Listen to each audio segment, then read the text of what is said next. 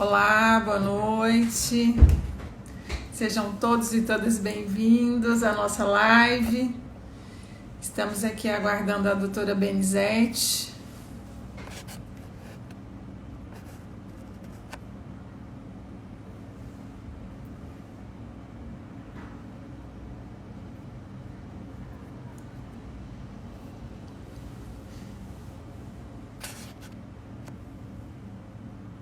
Obrigada, Vitor, por participar aqui conosco.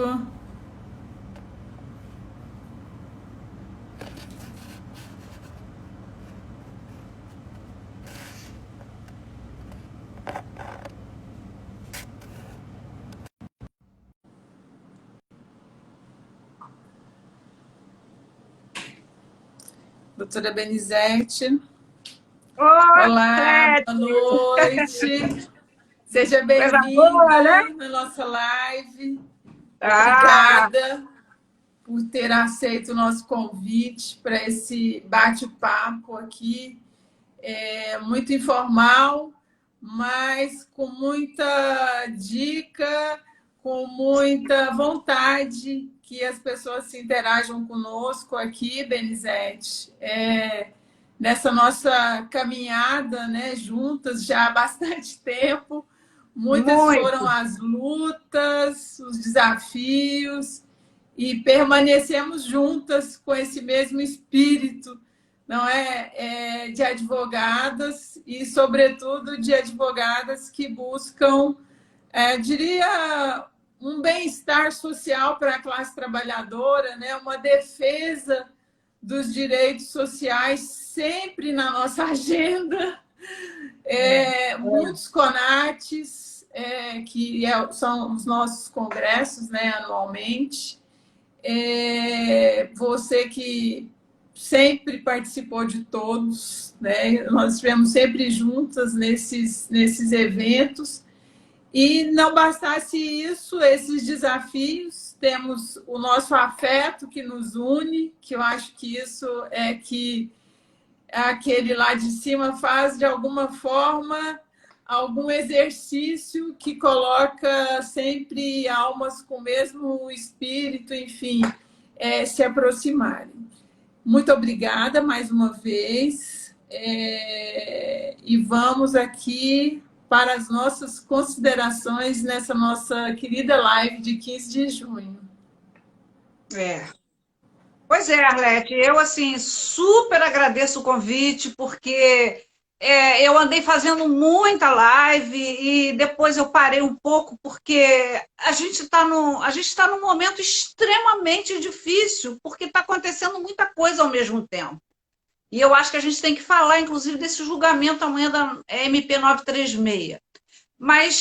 E é verdade, eu acho que nós já estamos juntas nessas lutas aí há 25 anos, eu fui rever aí, porque quando eu escrevi a história da Abrat, eu elenquei todas as diretorias. E eu fui ver, nós estivemos na comemoração dos 25 anos da Abrat, dos 20, dos 22, da Bodas de Prata, e nós já temos 42 anos de Abrat. Para quem está chegando agora, a ABRAT é a Associação Brasileira de Advogado Trabalhista. Qual é a importância dessa associação? Olha, qualquer associação, qualquer entidade de luta em prol de direitos sociais contra retrocesso, ela é testada periodicamente e cíclico. É impressionante como esses ciclos de ataque aos direitos sociais, eles vão e voltam. E eu acho que a gente nunca teve um tão forte, tão intenso. Mas é isso mesmo, a gente tem uma luta aí de entidades, né, de entidades políticas, de direitos sociais na ABRAT. Estamos juntos aí nessa advocacia trabalhista, né, Arlete? Também, do ponto de vista pessoal, já muitas vezes nos encontramos em diversas situações pessoais da nossa vida pessoal que mudou, que já foi para lá, que já veio para cá, que já casamos, eu já descasei, você casou, você teve filho. Então, quer dizer, tem muita história junto aí, né? Imagina, não bastasse todas essas histórias das nossas vidas, né, Benizete? Imagina, participamos da discussão da criação do CNJ, que é uma realidade hoje, né, da figura do controle externo do judiciário, e aí vimos caminhando, né, com a ampliação da competência da Justiça do Trabalho, com aquele assunto que envolveu a gente bastante numa possível reforma sindical lá atrás, que ouviu toda a sociedade, mas que lamentavelmente não se traduziu efetivamente numa reforma sindical naquele momento. E aí agora, mais recentemente, passamos pela reforma trabalhista, que foi muito difícil para a classe trabalhadora, né, com um flagrante retrocesso de acesso ao judiciário, com a implicação de custas e sucumbência, enfim. Essas bandeiras nossas, que na verdade a gente discute bastante, mas é uma bandeira da classe trabalhadora do nosso país, né? E já vinha numa situação de agravamento desde a reforma, e aí, diante da pandemia, um novo ciclo. Quer dizer, nós tivemos uma reforma trabalhista, depois o contrato verde-amarelo, né, através de uma MP. Agora nós temos a MP para resolver o problema dessa crise gerada pelo corona. E aí vem novas discussões legislativas, e agora, nesse momento, amanhã, que vai ser colocado em pauta, e nós tivemos uma discussão bastante grande no sábado, novamente busca-se trazer o que nós denominamos de jabuti, não é? Matérias completamente fora da MP, mas que, se passar, vai também significar grande retrocesso social à classe trabalhadora. E aí essas lutas não param, né? Não param. Essas lutas não param. E as pessoas não têm ideia, as pessoas que nos veem assim, no fórum, na Justiça do Trabalho, às vezes dando aula, fazendo uma palestra, não tem ideia do quanto a gente se envolve, do quanto a gente se desgasta, do quanto a gente chuta, né, e corre para o gol para pegar. Porque é constante. Você vê, sábado, 8h30 da manhã, nós estávamos envolvidos numa reunião grande do Fórum Interinstitucional de Direitos Sociais, que tem várias entidades, né? Juízes para a Democracia, Associação do Ministério Público, CUT, CGT, ANAMATRA, AMATRA, ABRAT e várias outras, diversas instituições envolvidas. Para quê? Qual foi o ponto? Sair uma carta, e aí tinha vários senadores também presentes, né, foram convidados para o senador de Goiás, que é o relator, que é o senador Vanderlan, que é o Ele relator. É de Goiás? Ele é de Goiás. Bom, para quem está chegando agora, né, tem alguns alunos aí, ó, a Arlete é uma advogada de Goiás, eu sou uma advogada do Rio. Somos da ABRAT há mais de 25 anos, estamos nessas lutas aí dos direitos sociais, ora falando, ora escrevendo, ora participando dos eventos. Para organizarmos eventos, nós já limpamos até cadeira quando a ABRAT não tinha. Quando a ABRAT não podia fazer não tinha uma empresa para fazer CONAT, quantas vezes nós arrumamos auditório? Hoje os nossos CONATs têm 1.500 pessoas e viram uma grande cidade, mas não era essa a realidade. Não. Mas o que importa, penso eu, que a gente até desanimou da luta, mas rapidamente a gente reacende aquela vontade, aquele desejo de dizer assim, não, eu ainda não posso pendurar a chuteira, porque tem muito o que fazer, né, Arlete? Então, quer dizer, você falava aí do relator desse PL, se não me engano, 15, né?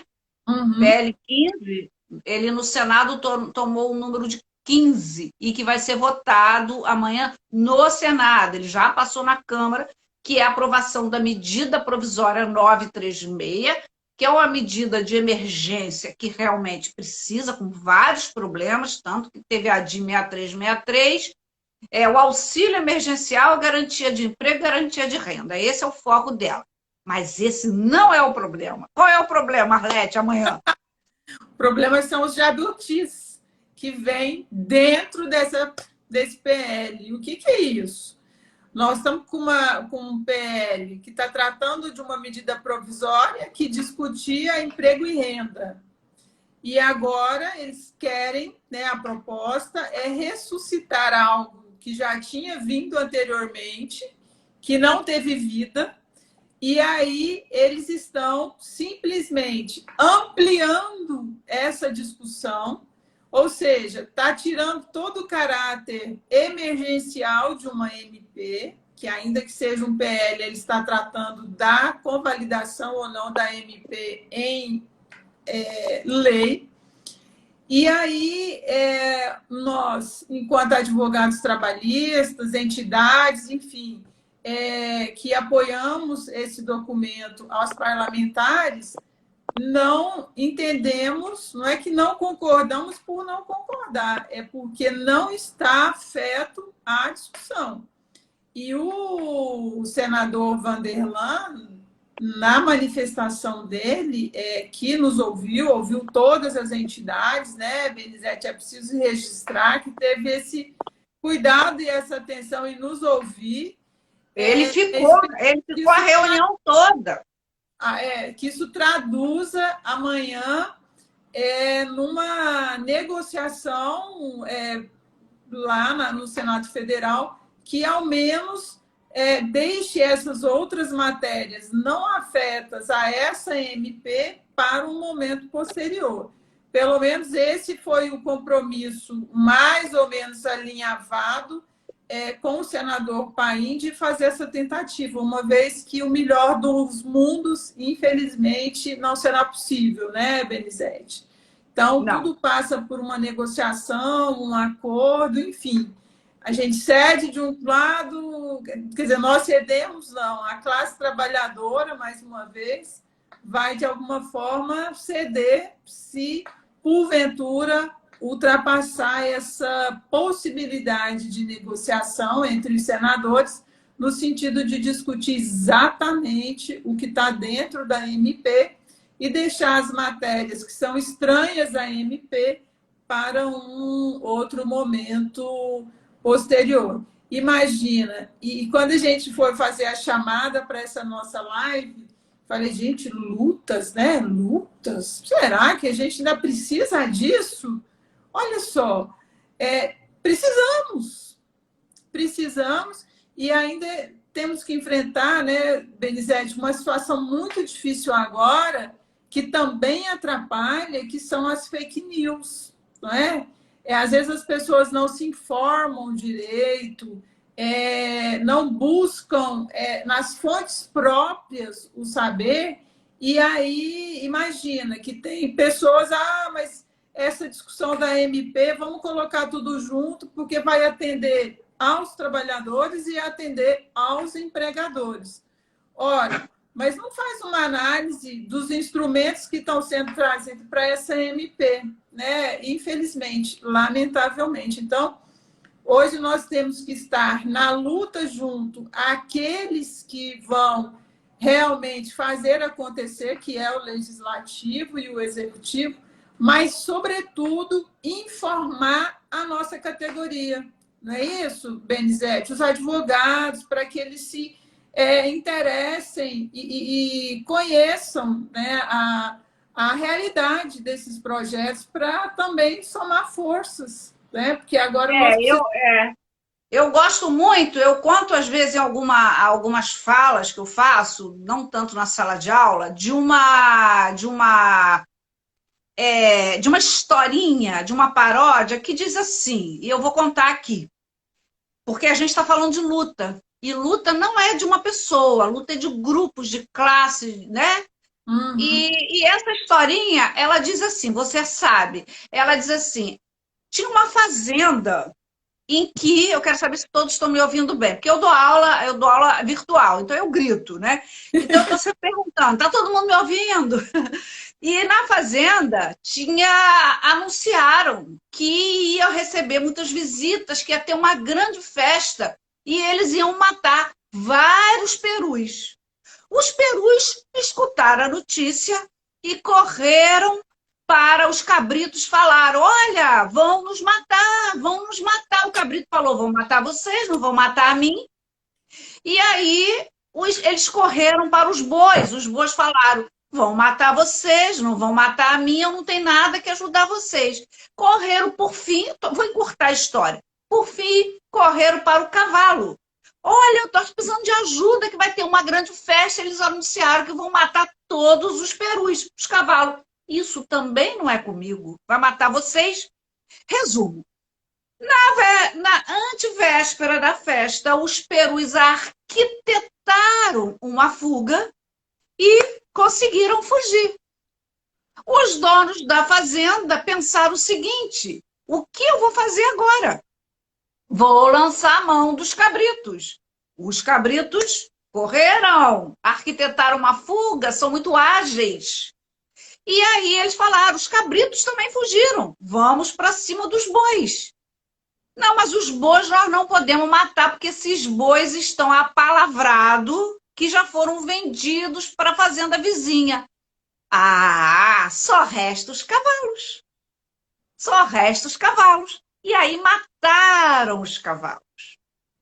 Ou seja, dizer que, por exemplo, advogados civilistas, que funcionários públicos não tem nada a ver com essa história da MP que está votando cheia de jaburu, mas eu gosto muito da expressão contrabando jurídico. Estou gravando, inclusive, eu tenho no meu canal do YouTube, quando eu estava lançando um curso sobre a reforma da reforma, que é a MP 905, que está dentro, é o jaburu daqui. E aí eu gravei, eu estava no meio de um curso presencial, fechamos o curso presencial e eu gravei gratuitamente um canal do YouTube, cursos sobre a MP 905, sobre a MP 927, sobre a MP 936. E depois eu fui desdobrando com a reforma do Supremo. E agora eu estou esperando o que vai acontecer amanhã para fazer gravar o que ela vai se transformar em lei.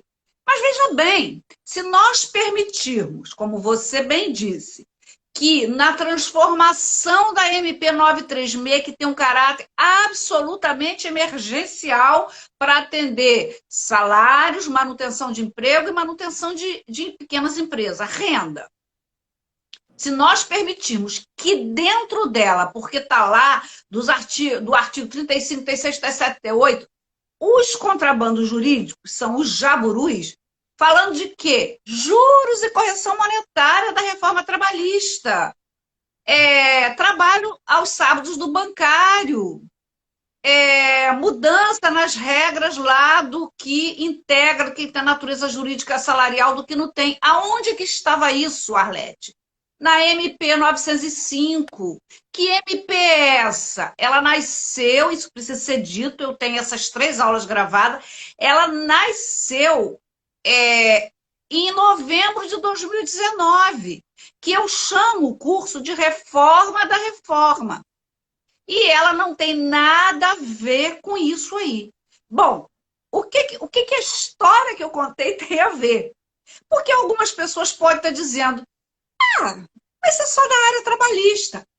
Colegas, tem colegas funcionário público aqui, funcionário da Justiça do Trabalho, que eu sei.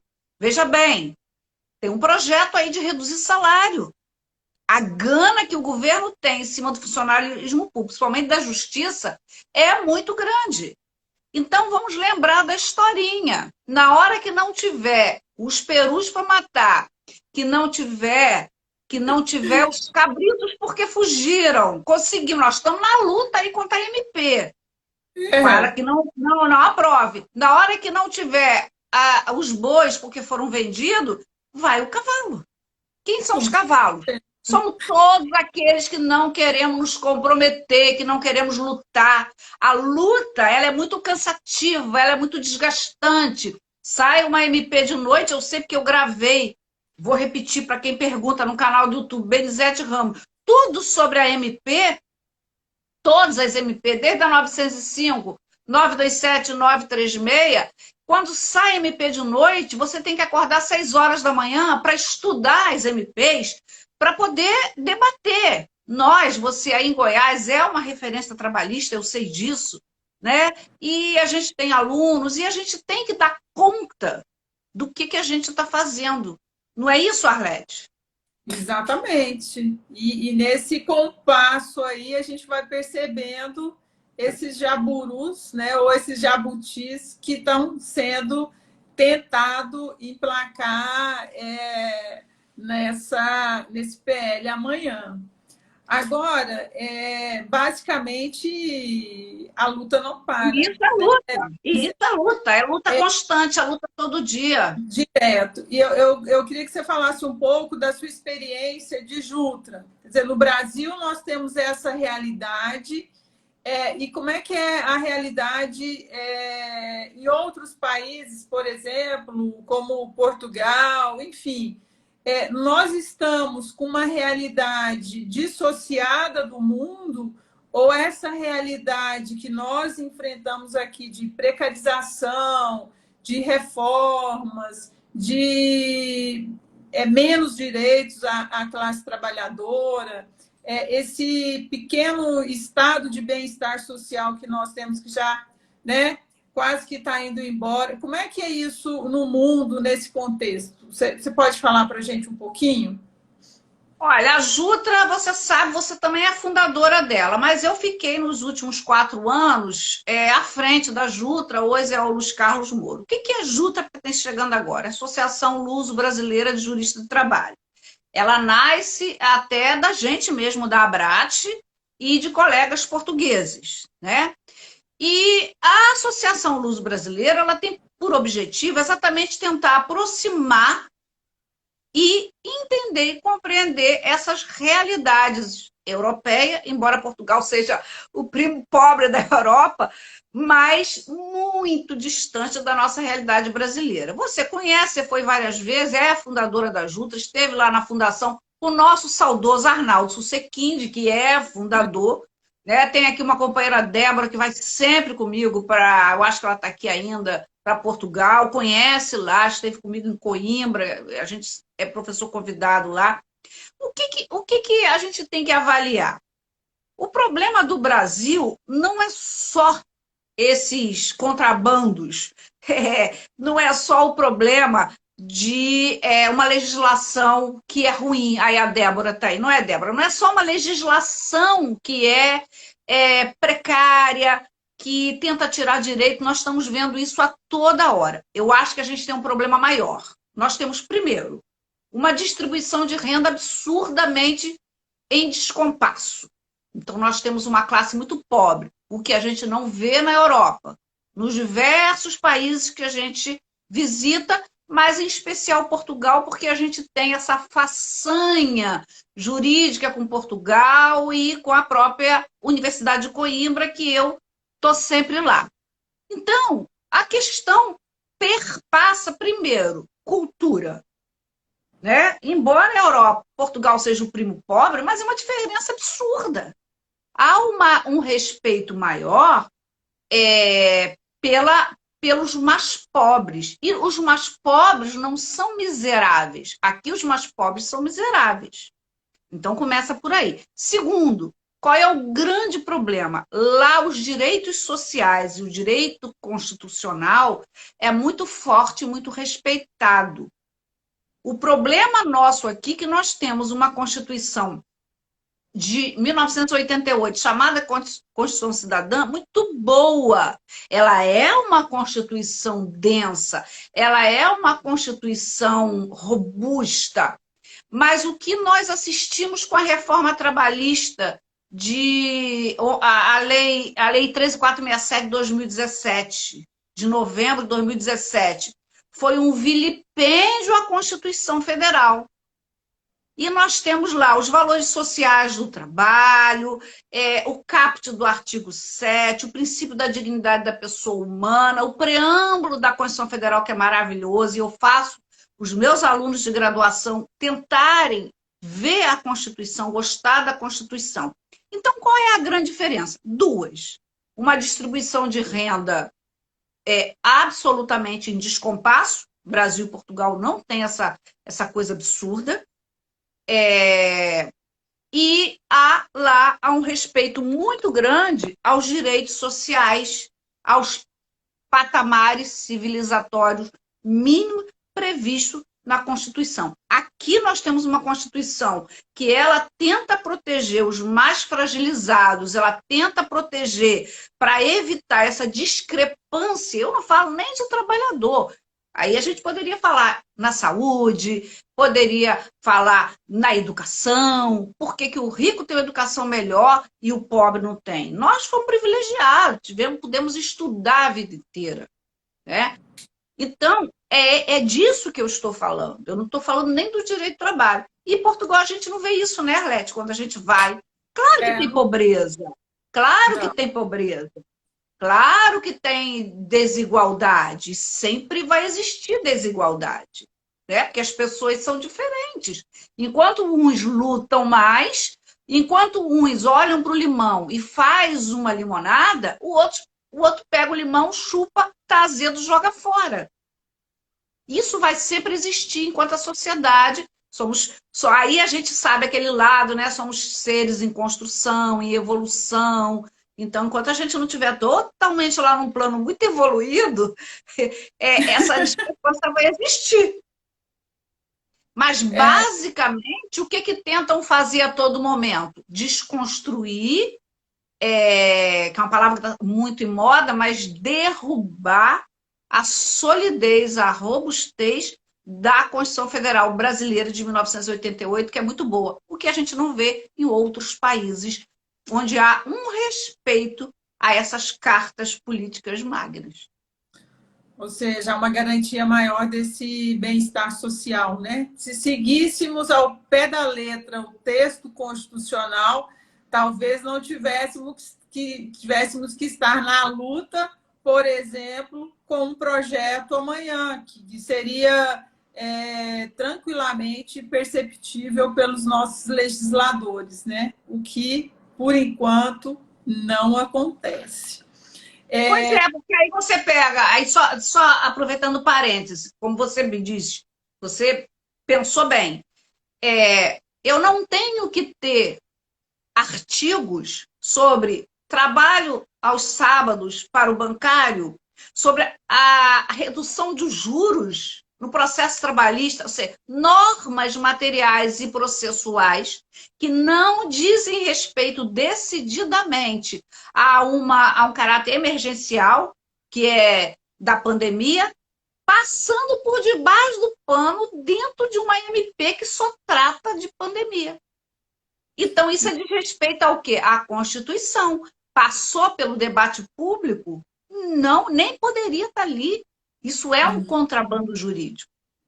Exatamente. Ou seja, essas matérias, por exemplo, do trabalho do bancário aos sábados, e todos esses outros pontos deveriam ter vindo, correção e juros, por exemplo, deveriam ter vindo num outro processo. É um total desvirtuamento do processo legislativo. Ou seja, e aí, nesse momento também, eu até gostaria da sua análise, que tem muitas situações que a gente já enfrentava um problema.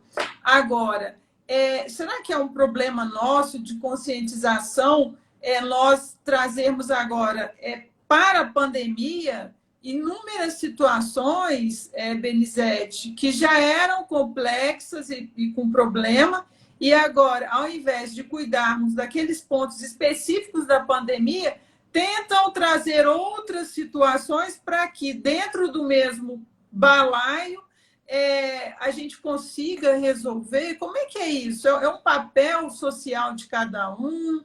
Como é que você vê isso? né, esses aproveitamentos, né, seja... E agora eu estou abrindo um pouco, não só no Senado Federal, enfim, mas de algumas organizações, instituições, por exemplo, acordo coletivo de trabalho, convenção coletiva de trabalho, quer dizer, aplicando a tese de que estamos em pandemia, portanto, não podemos negociar. Não chegaria a ser um abuso de direito isso? Olha, Como é que você vê? a gente ficaria assim muitas lives falando, por exemplo, da reforma trabalhista e o papel da advocacia.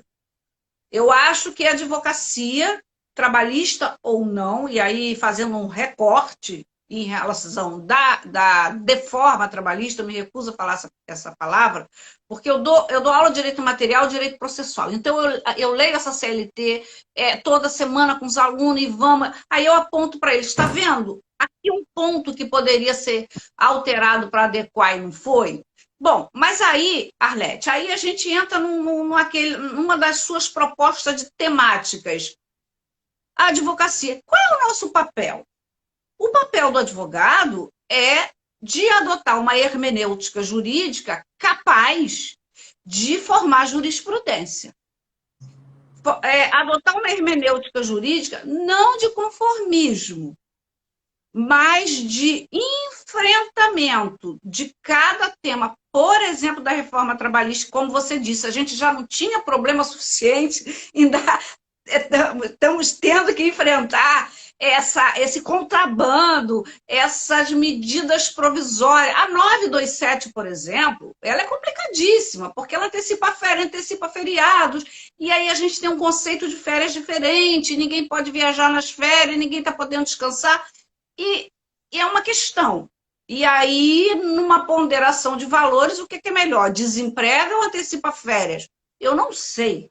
Bom, aí a gente vai para a 936. A 936 meio que consertou um pouco, porque ela oferece a possibilidade de suspender com o benefício, o bem, e o empregador se desincumbir, porque nós temos pequenos empregadores e médios empregadores aí muita aflição financeira. Aflição financeira, aflição moral e aflição ética. Eu sei porque eu escuto, eu sou consultada de muitos. Bom, então essa MP 936, ela meio que melhorou um pouco a situação, porque ela mantém, por hora, alguns empregos de alguns setores, que vão poder voltar e outros não. E, por outro lado, dá um pouco de tranquilidade para esses empregadores não ter que dispensar e não ter que causar mais problema.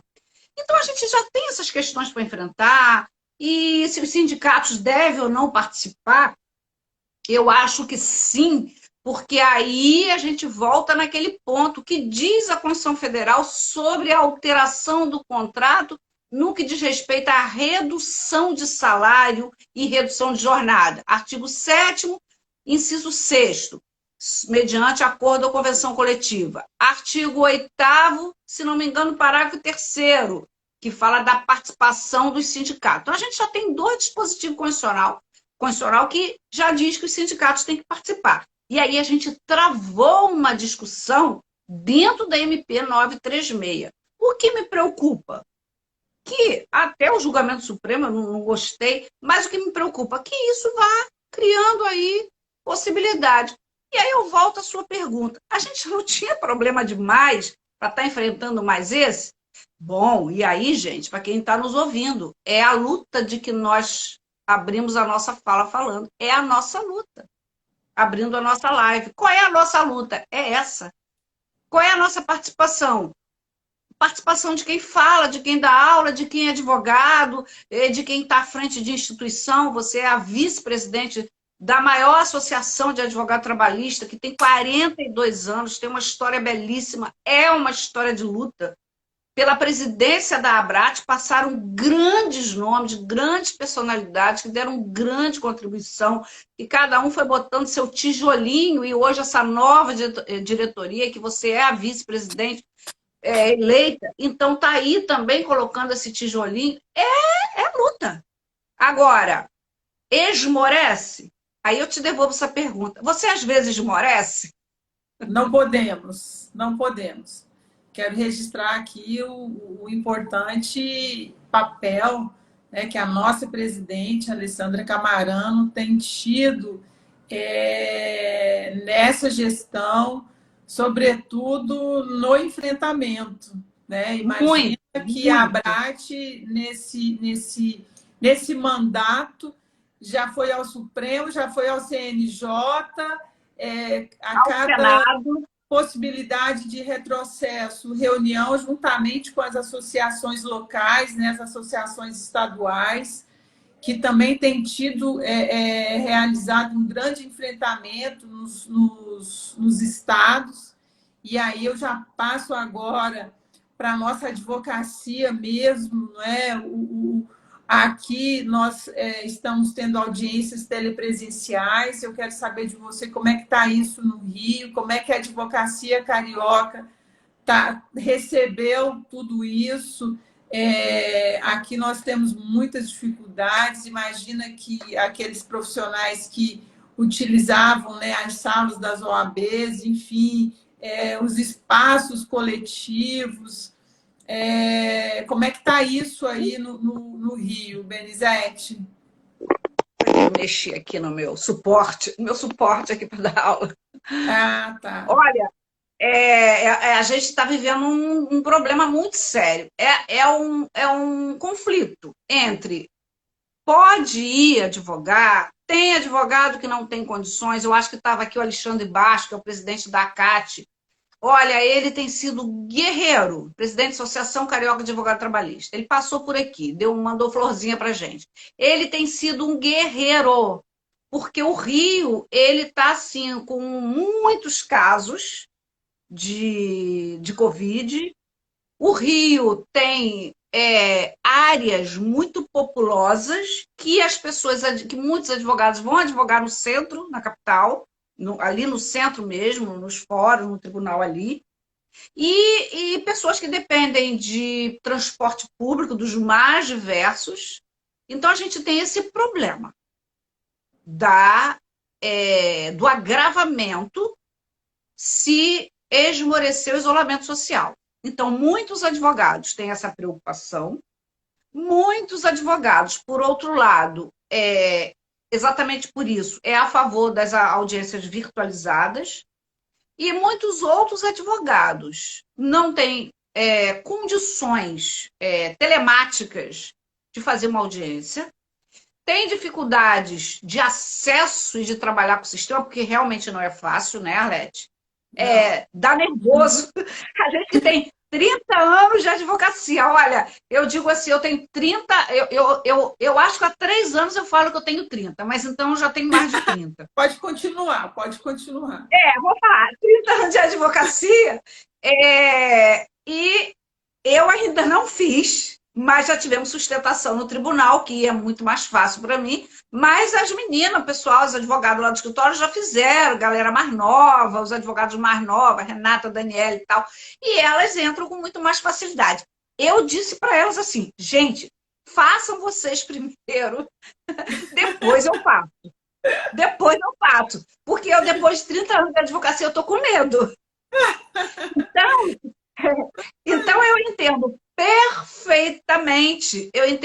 perfeitamente fazer as audiências virtualizadas. E aí eu quero dizer o seguinte, eu tenho uma opinião sobre isso. Eu não sei se você sabe, mas aí eu vou fazer um merchandising, eu tenho um curso, que ele durante 15 anos foi presencial, e em razão disso eu transformei ele numa plataforma virtual. E há pedidos. Eu estava no meio de um curso e eu tive que parar rapidamente, estudar, transformar, montar todo o material sobre provas no processo de trabalho. Qual foi o objetivo? Porque eu, ao falar de provas, de princípios, de meios e de ônus, eu proponho um estudo, novamente, a partir desses conhecimentos sólidos, se é possível a gente fazer uma audiência virtualizada de prova oral. Qual a conclusão que eu fiz depois que eu reestudei? Inclusive, eles são 20 videoaulas, com material de apoio em 40 páginas. Tá lá. É um curso assim bem baratinho, foi mesmo para poder. Era um curso que estava iniciando e eu transformei ele. Tá na Tá sua lá. É BRM, eu não sei se eu posso botar aqui, BRM Cursos Jurídicos. Pode. BRM Cursos Jurídicos. Jurídicos, peraí, Jurídicos. BRM Cursos Jurídicos.com.br. Depois, Arlete, que eu fiz esse estudo, porque a gente estuda o tempo inteiro, né? A gente estuda o tempo inteiro. E foi muito bom, porque eu estava assim na dúvida se a gente podia fazer uma audiência virtualizada. E aí, depois que eu estudei princípios muito bem estudado, prova documental, prova testemunhal, e aí eu fui ver a maldade da reforma, que traz a multa para testemunha que mentir, né?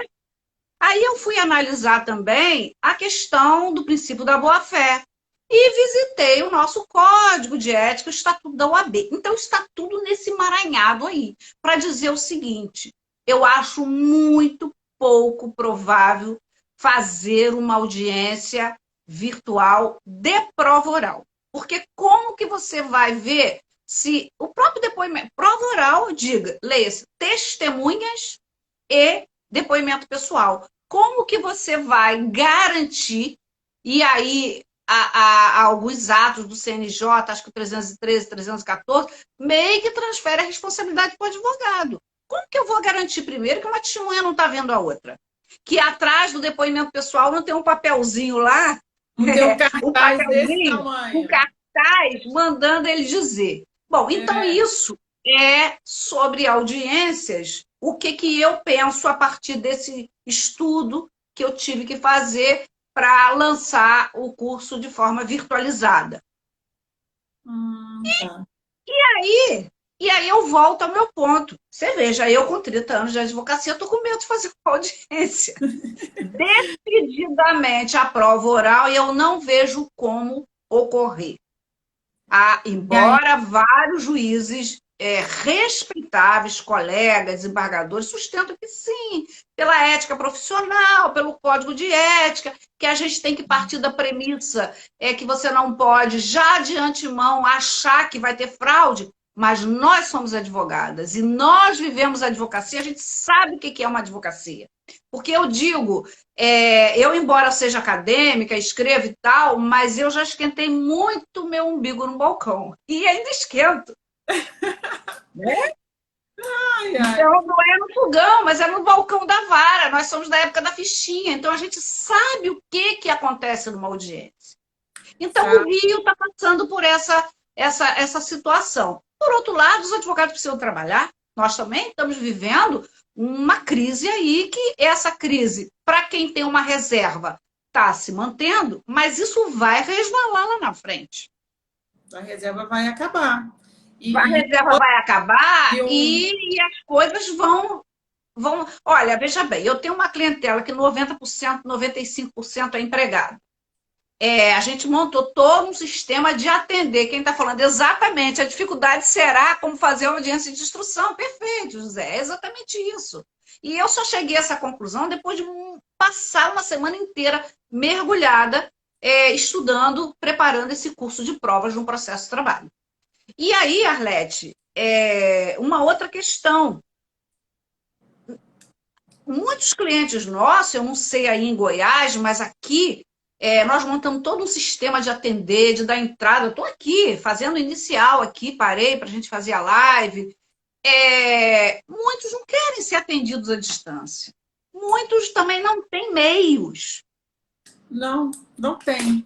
Até o WhatsApp, até a ligação pelo WhatsApp, o FaceTime, que é algo assim que a gente acha que é super natural, eles não atendem pelo FaceTime. Olha, põe aí o FaceTime, é onde tem a fotinha, vai te ver, você vai me ver, vamos fazer a entrevista por aí. Não, doutora, não. E outra coisa, advogado de trabalhador, nesse momento também, nós temos um papel social relevante, né, Benizete?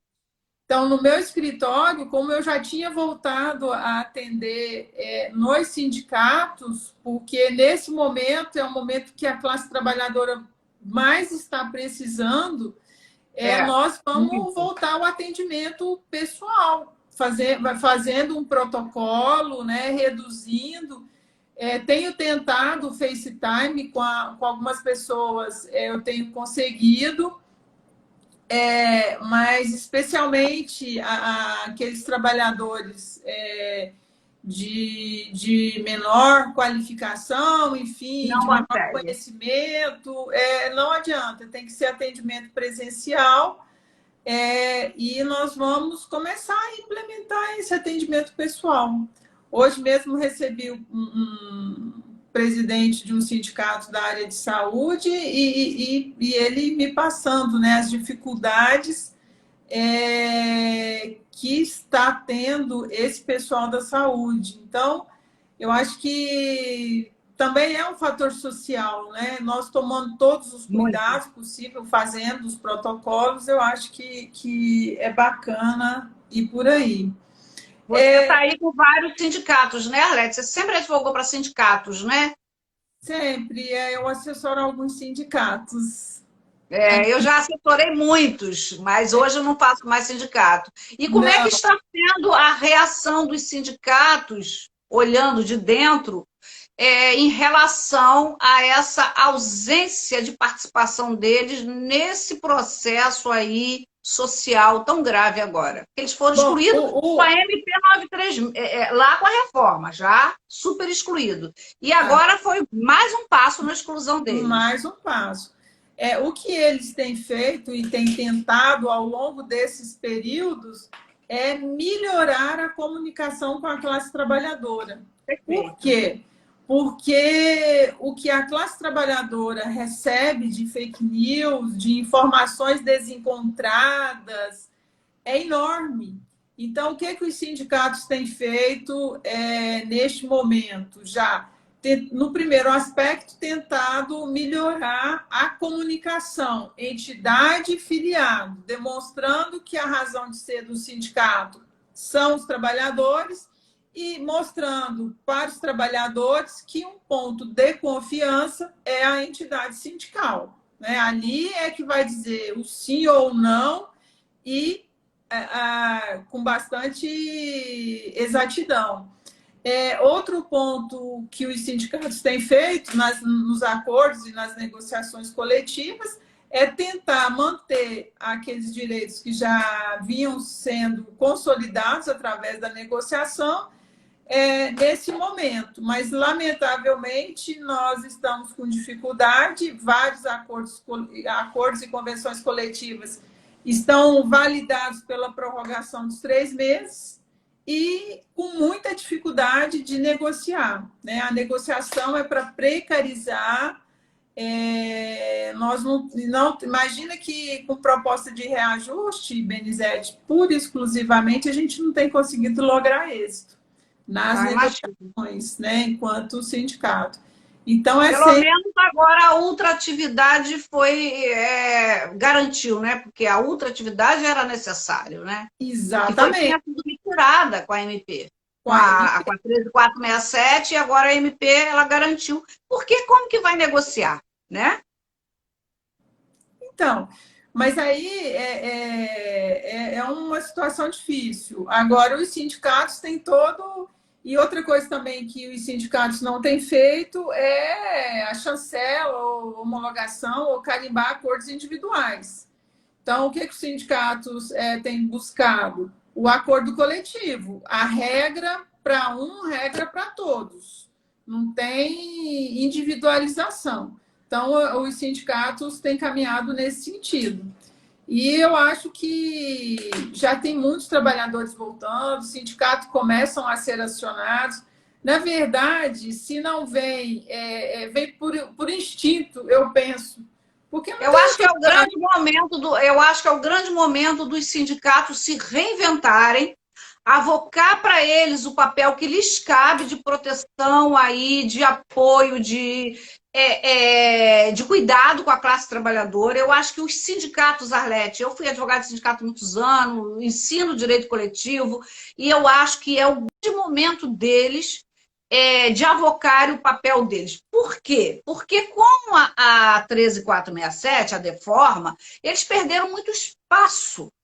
Eles ficaram aniquilados, e a intenção era essa, porque não houve uma legislação corajosa de reforma trabalhista, ela está arquivada lá desde o governo Lula, então os sindicatos, o direito sindical ou o direito coletivo, ele realmente precisa de uma boa reforma, e com a Lei 13.467, eles foram aniquilados para não acabar, para não ter coragem de acabar, não é isso? E agora a classe trabalhadora está batendo cabeça, esses jabutis aí no meio das MPs, essa necessidade de ter um ente, uma entidade que olhe para situações de acordo, que as situações nem começaram a piorar. Vai piorar depois, porque tem muita gente sendo mandada embora sem receber a rescisão. E que é pior, não tem nem a comunicação de dispensa para a gente conseguir sacar o Fundo de Garantia do Seguro-Desemprego. Me parece grave isso, mas está acontecendo. Então, os sindicatos, eles teriam um grande papel agora. Eu acho que é o grande momento dos sindicatos avocarem para si o papel que lhe cabe no movimento social trabalhista. Eu estou bastante esperançosa que a classe trabalhadora vai perceber. Na verdade, eu acho que não é um ato formal da diretoria do sindicato, mas é um ato que a classe trabalhadora vai construir. Ou seja, ela vai conseguir perceber que a luta coletiva, né? E aí ela vai lembrar, eu acho, da sua historinha, se tiver algum trabalhador, que essa nossa conversa chegue, ele vai perceber que o ambiente do gato, do cavalo, do boi, enfim, é o mesmo, né? O que a gente precisa ponderar? A gente precisa equilibrar capital e trabalho. O trabalhador precisa do trabalho? Precisa. O capital precisa dessa mão de obra? Precisa. Então, nós, como atores sociais, a gente tem que buscar sempre o equilíbrio. E pelo menos na minha visão, e acho que na sua e da Abrat, enfim, dessas entidades que a gente querida ex-presidente da Abrat aí, Claí, ó. Clair, um abraço. Já falamos, Claí, já falamos muito do Jabuti, já estamos quase encerrando a live. Já falamos a beça desse Jabuti. Em 2000, em 2000, eu saí de Goiânia e vou para São Paulo. A gente fez uma reunião no hotel para discutir o controle do judiciário, na época, um PL. Imagina, e a Clair à frente, enfim, também valorosas mulheres, né? Nós temos Clair, grande guerreira, ela pegou o período neoliberal no auge do neoliberalismo, nossa, ela pegou um período fortíssimo ali. Brigou muito pela sucumbência, né? Pelos honorários e transformou nessa coisa feia que é hoje. Mas tá bom. Ela foi deputada federal. A Clair, que está aí, presidente da Abrat, foi deputada federal e tem o projeto dos honorários, mas não era esse o projeto, né, Clair? Não é. Não era esse para impedir, dificultar o acesso à justiça.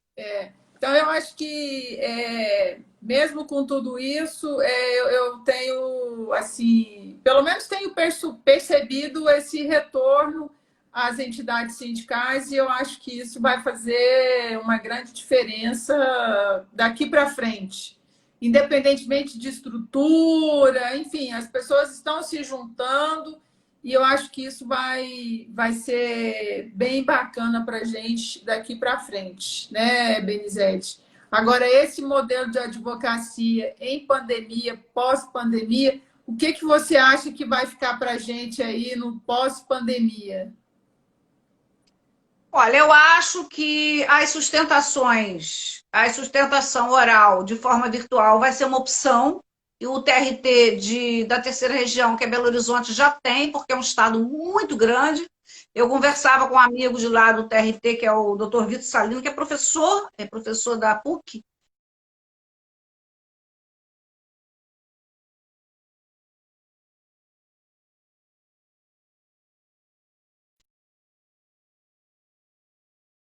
uma realidade. Lá já é uma realidade, no Rio ainda não é, e eu acho bom que seja a sustentação oral à distância. Eu não sei como é que vai ser isso, porque vai também ter muita gente. As audiências presenciais, eu acho que elas vão voltar. Eu acho que é necessário ainda, principalmente na Justiça do Trabalho, as audiências de forma presencial. Eu acho que isso vai ficar do ponto de vista, então, da dinâmica da Justiça do Trabalho. Agora, da legislação trabalhista, eu não sei se a gente conseguir tirar esse jabutis, esse contrabando jurídico que está aí dentro dessa MP. Eu acho que é um ganho, não pelo fato em si, mas é um ganho pela resistência para que outros não venham. E aí volta aquela história que a gente contou, para que outros não venham. A gente já teve a perda da reforma trabalhista. Depois veio a MP 905, que era uma reforma da reforma. Graças a Deus, o presidente do Senado ele teve bom senso de retirar, de não botar porque ia perder. Quer dizer, o presidente da República tirou porque ia perder. Né? Mas aí ele está incluindo agora a 905 dentro da 936. Eu acho que, assim, são lutas que a gente tem que ir vencendo. Bom, esse do ponto de vista político. E do ponto de vista da advocacia em si, creio eu, Arlete, que nós vamos ter muito trabalho pela frente. Porque essas medidas provisórias, essas dispensas coletivas, essas dispensas individuais de má fé, de empresas que realmente não precisam, setores financeiros que vão aí espremer o trabalhador, que já estão espremendo os bancários, eu acho que a gente vai ter muita ação pela insegurança jurídica que está travando. Então, é esse o diagnóstico que eu faço nesses segmentos que nos envolve aí. Ah, tá. Sabe? Bom, nós estamos agora com 2 minutinhos apenas. Eu sempre peço aqui para as minhas convidadas dizer umas palavrinhas, né, de motivacional, diria assim, para a nossa semana.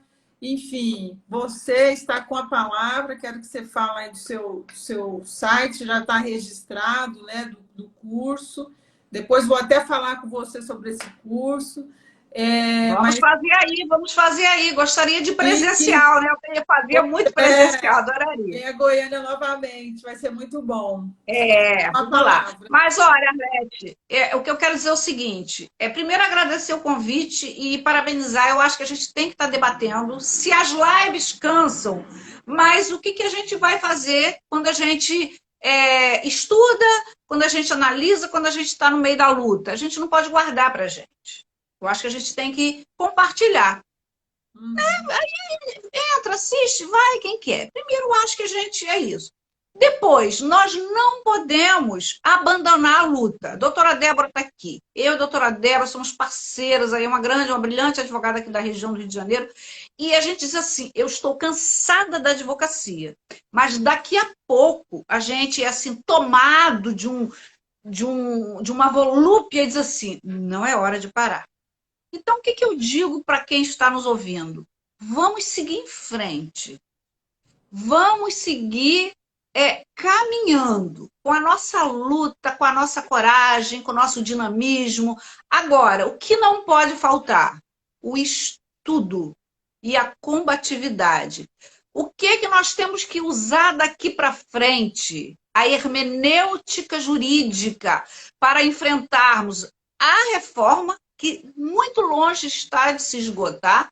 Nós íamos entrar num ano de fortes debates na construção da jurisprudência da reforma trabalhista, que a gente não tem jurisprudência ainda. Então, nós íamos começar a formar jurisprudência com essa nossa hermenêutica jurídica, essa nossa luta de pedir, de não ter medo, de ter coragem de pedir, como eu peço coisas, porque a gente tem que fazer isso.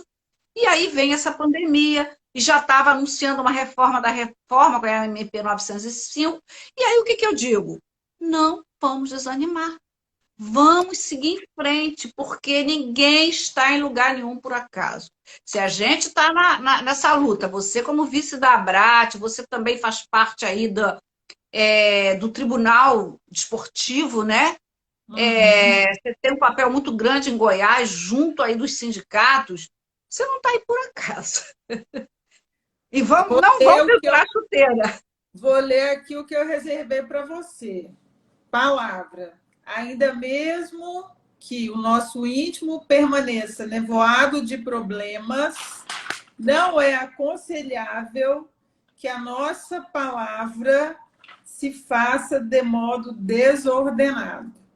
Então, minha amiga, muitíssimo obrigada, né, por essa oportunidade de comunhão, de troca. Quero agradecer a cada um e cada uma que esteve aqui com a gente.